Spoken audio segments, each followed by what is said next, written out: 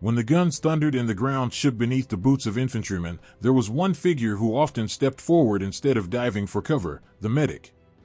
Marked with a red cross on helmet or armband, these soldiers carried no rifles, fired no bullets, and yet faced death as directly as any frontline fighter. Their mission was singular: to save lives. And in the crucible of World War II, battlefield medics became symbols of courage, sacrifice, and humanity amid industrial-scale destruction. The Geneva Conventions of 1929 had attempted to shield medics from the brutality of war by granting them non-combatant status. In theory, the Red Cross insignia meant protection. In practice, it often made them targets. In both Europe and the Pacific, enemy forces sometimes disregarded those conventions, firing on medics deliberately to cripple a unit's ability to sustain itself in combat. American medics soon learned that saving their brothers came at terrible risk.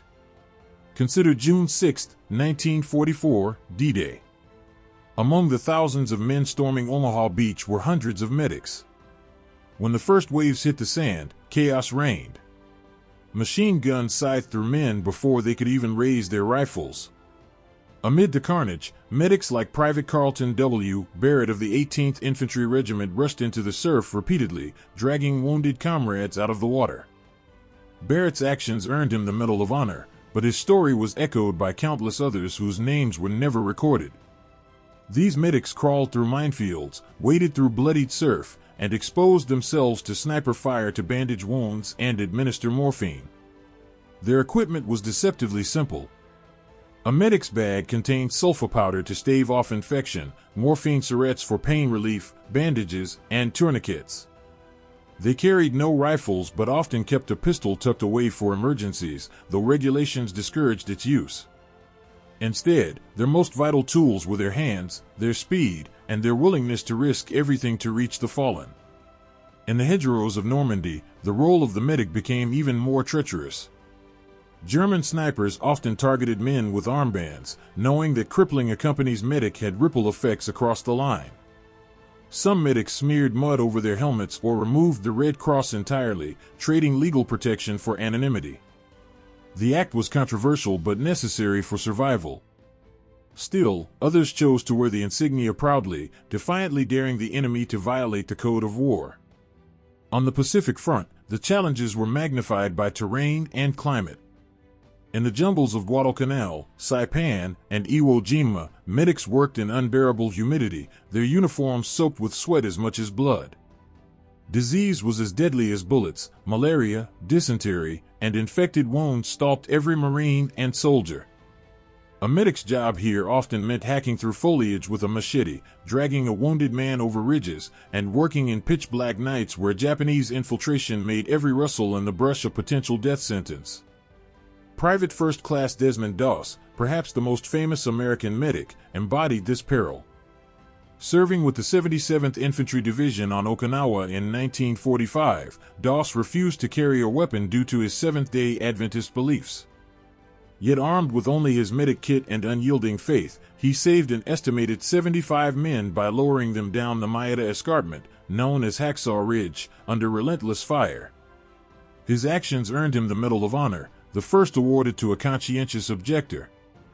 But Doss was not unique in spirit. Across the war, countless unnamed medics displayed similar bravery, though most never saw medals pinned to their uniforms. What set medics apart was not just their courage, but their humanity. While infantrymen advanced with orders to take ground, medics advanced with only one objective: to preserve life in a place designed to extinguish it. In that contradiction lay their heroism, a quiet defiance of war's very purpose. The battlefield was no place for hesitation. When a soldier screamed medic, the call reverberated like a command. It was not just a cry for help, it was a lifeline. For the medic, those words meant immediate action, often across open ground swept by fire. They moved low, sometimes crawling, sometimes sprinting upright, with bullets cracking inches overhead. Every second mattered, because blood loss was the greatest enemy. Field medicine in World War II was a brutal science of triage. Medics were trained to make impossible choices under fire: who could be saved, and who could not. A gut wound might be hopeless, while a leg wound, if stopped with a tourniquet, meant the soldier had a chance. Medics learned to scan quickly, administer sulfa to prevent infection, inject morphine to ease agony, and slap on a field dressing before dragging the casualty to cover. All this was done in moments, sometimes while shells burst around them. A common image burned into the memories of many veterans was the medic kneeling over a comrade, one hand pressing a bandage into a wound, the other shielding the man's face from flying debris. Their bodies became shields, their presence a fragile wall between life and death. Soldiers often said the sight of the Red Cross gave them courage, for it meant that even amid devastation, someone was fighting for them, not against the enemy, but against the void of death. But the work did not end with stabilization. Casualties had to be moved. Medics improvised constantly, using rifles as stretchers, turning doors into makeshift litters, even tying a man to their own backs to haul him out. Some worked alone, dragging soldiers one by one. Others coordinated with litter teams, who carried the wounded over muddy roads, across rivers, and up treacherous hills. In places like Monte Cassino in Italy, stretcher-bearers trudged for hours under artillery barrages, climbing the rubble of a bombed monastery with men groaning on their shoulders. The psychological toll was immense. Medics knew the men they treated, not anonymous patients, but friends, squadmates, and brothers in arms. They patched up a man one day, only to see him fall again the next. They listened to last words, delivered messages to families, and sometimes held a dying hand until the final breath. The war's cruelty forced them to carry the weight of both healer and mourner. There were moments of grim irony. A medic might save a soldier from a bullet, only to see him succumb to infection days later. Penicillin was still scarce in the early years of the war, and infection turned survivable wounds into death sentences. By 1944, wider distribution of antibiotics improved survival dramatically, but medics never had enough supplies. They rationed every vial, every dressing, making decisions that haunted them long after the battle was won. In the Pacific, the environment added another layer of suffering. Medics battled not only bullets but insects, heat exhaustion, and tropical diseases. On New Guinea, corpsmen carried quinine to combat malaria and iodine to purify filthy water. Yet even these precautions could not stop the fever that swept through units as relentlessly as Japanese machine gun fire. Some medics themselves collapsed with disease, treated by the very men they once had saved. And still, they kept going. Soldiers often said that while medals decorated generals, it was the medic who earned their deepest loyalty. Stories circulated through foxholes about men crawling back into fire just to retrieve their medic's body. To lose him was like losing hope itself. As one veteran of the 1st Infantry Division put it, we could fight without food. We could fight without sleep. But we could not fight without our medic. While the war machine was vast and impersonal, the stories of medics were deeply human. Time and again, individual courage shone against impossible odds. Their names are not always household words, but within the ranks they were legends. At the Battle of the Bulge in December 1944, freezing cold and snow blanketed the Ardennes forest. Units of the 101st Airborne Division were surrounded at Bastogne, their supply lines cut off. Ammunition was scarce, rations dwindled, and medical supplies ran dangerously low. Inside barns and basements, medics worked tirelessly with what little they had. Bandages were torn from sheets, morphine rationed to fractions of a dose, and operations performed by lantern light while shells shook the walls. One medic, Technician 5th Grade John Bud Hawk of the 90th Infantry Division, repeatedly crossed snow-covered fields under heavy fire to bring in wounded men. His efforts not only saved lives but also inspired exhausted soldiers who watched him move through artillery bursts as though he were immune to fear. Hawk survived the war and later received the Medal of Honor, not for his actions as a medic, but for his combat leadership. Yet those who served with him remembered just as vividly the times he knelt in the snow to stop a man's bleeding with frozen fingers. The siege of Bastogne also produced one of the most famous medical figures of the war, Eugene Doc Rowe, a medic with easy company of the 506th Parachute Infantry Regiment. Rowe worked tirelessly during the encirclement, dragging wounded into aid stations and staying with them even as German artillery rained down. His quiet dedication was later immortalized in the Band of Brothers series, but among the men he served, his reputation was already sacred. They trusted Rowe to do everything possible, even if it meant sacrificing his own safety. Elsewhere in Europe, countless unnamed medics displayed similar courage. In the bitter fighting at Anzio, Italy, medics carried casualties through ankle-deep mud under constant shellfire. On the beaches of southern France during Operation Dragoon, they scrambled over rocks and shingle to reach men pinned by machine guns. In the forests of Hürtgen, medics crawled through undergrowth, searching for the wounded by listening for faint cries amid the artillery barrage. One account from Hürtgen tells of a medic who crawled for hours toward a wounded soldier whose voice grew weaker with each passing minute. When he finally reached him, the man had already died. The medic broke down sobbing, not only from exhaustion but from the crushing realization that, despite all his effort, he had been too late. Such moments were seared into their memories, the invisible scars carried home after the war. In these battles, ingenuity often meant survival. Lacking supplies, medics resorted to improvisation, using bootlaces as tourniquets, melting snow for sterile water, or cutting open cans of rations to use the tins as surgical tools.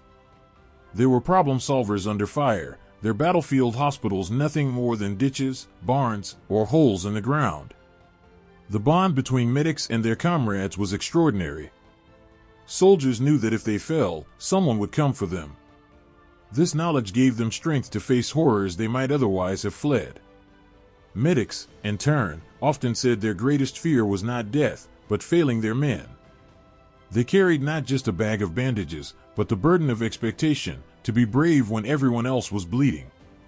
By 1945, the war in Europe was winding down, but the medics' work had not lessened. As Allied forces pushed into Germany, they encountered towns reduced to rubble, civilians wandering shell-shocked, and concentration camp survivors in desperate need of care. For medics, the definition of patient broadened, enemy soldiers, displaced families, even children were treated with the same urgency. Their mission was no longer only to keep their unit fighting, but to restore a measure of humanity to a world torn apart. If Europe was defined by cities reduced to rubble and snow-choked forests, the Pacific was a nightmare of jungles, volcanic rock, and relentless heat. For American medics and Navy corpsmen, the environment itself was as lethal as the enemy.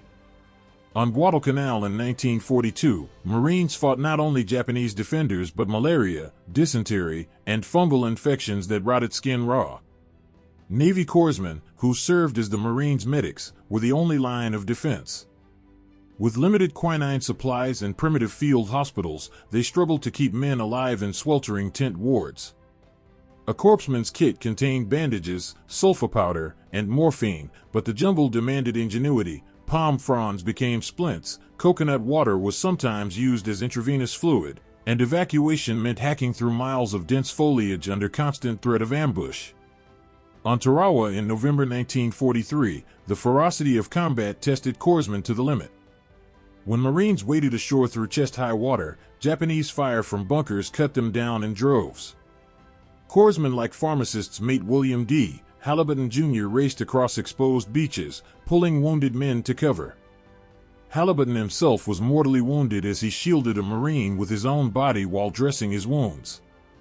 He received the Medal of Honor posthumously, one of many corpsmen who earned decorations for sacrificing themselves so that others might live.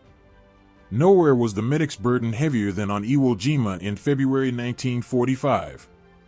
The island's black volcanic sand offered no cover, and Japanese defenses were buried deep in tunnels. Casualties mounted at a rate unprecedented in the Pacific.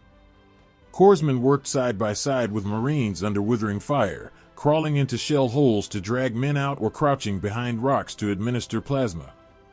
Supplies were so scarce that some corpsmen reused bandages or tore their own shirts into strips. One of the most remarkable accounts came from pharmacist's mate John Harlan Willis of the 5th Marine Division. During a firefight on Iwo Jima, Willis repeatedly left cover to treat wounded Marines. At one point, though already wounded by shrapnel, he continued to administer aid and even threw back enemy grenades hurled into his position. He was killed when one finally exploded in his hand. For his actions, Willis was awarded the Medal of Honor, his story emblematic of the extreme courage demanded of corpsmen in the Pacific. Conditions were just as brutal in the Philippines and on Okinawa. In dense jungles and mountain passes, litter teams carried wounded over treacherous terrain, sometimes for days, to reach aid stations.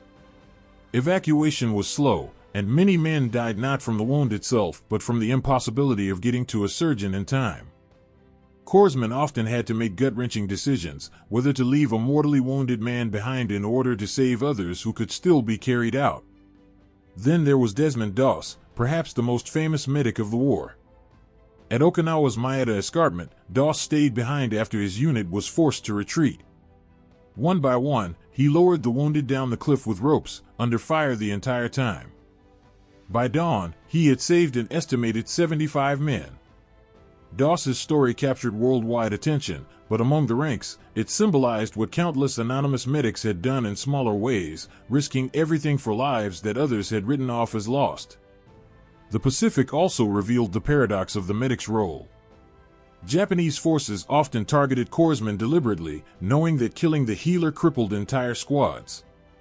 Many Marines remembered that the first shot in an ambush often struck the man with the Red Cross. Corpsmen adapted by smearing mud on their helmets, carrying weapons despite regulations, or disguising their role entirely. Yet, when the cry of corpsmen rang out, they always went, no matter how exposed the ground ahead. By war's end, U.S. Navy corpsmen had received more medals of honor per capita than any other branch of service. But beyond the medals was something harder to quantify: the trust of the men they served. Marines often said they would follow their corpsmen anywhere. In return, corpsmen pledged to go wherever their Marines went, even if it meant walking into the teeth of enemy fire with nothing but bandages and faith. When the guns finally fell silent in 1945, millions of soldiers returned home. Among them were the medics and corpsmen who had carried not rifles but stretchers, who had fought not by taking lives but by saving them. Their war stories were often quieter than those of infantrymen or bomber crews, but they carried scars every bit as deep. Many medics struggled with what would later be called post-traumatic stress. They remembered faces, voices, the ones they could not save. Unlike combat soldiers, who often measured their success in ground gained or enemies defeated, medics measured themselves by lives preserved, and the weight of every failure was crushing. Some returned to civilian life and became doctors, nurses, or paramedics, their wartime experience shaping careers of service. Others could never speak of what they had seen, the memories locked away in silence. Yet their contribution was immense. The survival rate of wounded American soldiers in World War II was the highest of any previous conflict, largely due to the rapid response of medics at the front. Quick application of tourniquets, use of sulfa powder, morphine injections, and the increasing availability of penicillin meant that men who would have died in earlier wars survived. Evacuation systems, from foxhole to field hospital to surgical unit, were streamlined by necessity, with medics as the critical first link in the chain. Their legacy lived on in military medicine. Lessons learned in the hedgerows of Normandy and the jungles of the Pacific shaped how armies approached battlefield care for decades to come. The idea that every soldier might receive immediate treatment, even under fire, became a core principle of modern combat medicine. The helicopter evacuations of Korea and Vietnam, the forward surgical teams of later conflicts, all had roots in the tireless work of World War II medics. But beyond tactics and techniques, their story is one of humanity. In a war defined by destruction on an industrial scale, medics represented a counterforce, a stubborn insistence that every life mattered. They did not ask if the wounded man was worth saving, or if the odds were good. They simply went, because that was their duty. As one Army medic later put it, our war was against death. Every time we beat it, we felt like we'd won the battle. Recognition came slowly. Desmond Doss's Medal of Honor was awarded in 1945, but many medics went unheralded, their bravery recorded only in the memories of the men they saved. Veterans often said that their gratitude was the only medal a medic needed. Decades later, reunions of units still honored their medics with reverence. Men who had once been hardened warriors broke down in tears as they embraced the corpsmen who had dragged them out of hell. Civilians, too, began to understand the symbolic power of the medic. Museums and documentaries highlight their role not as combatants but as healers, bridging the gap between the battlefield and the home front. Today, the Red Cross is recognized worldwide as an emblem of mercy amid chaos. Ultimately, the story of World War II medics is not just about war, it is about the resilience of compassion in the face of destruction. These men stood unarmed against machine guns, walked into artillery fire with bandages instead of bullets, and chose to fight for life in a world consumed by death. They were proof that even in humanity's darkest hours, light could still be carried forward, one bandage, one stretcher, one life at a time.